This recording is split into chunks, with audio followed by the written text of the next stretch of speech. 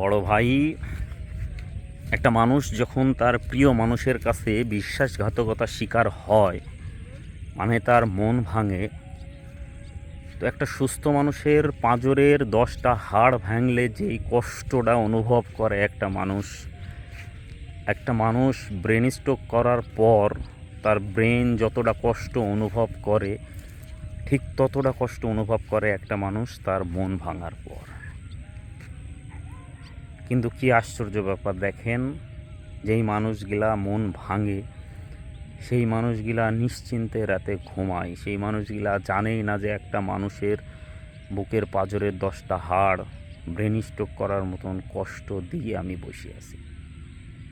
যদি সেই মানুষটা ন্যূনতম কোনো একটা ফিলিংস বা অনুভূতি থাকতো যে এই কষ্টটা কতটুকু কষ্ট, তাইলে পৃথিবীর কোনো মানুষ আর একটা মানুষে এই কষ্টটা অন্তত দিত না।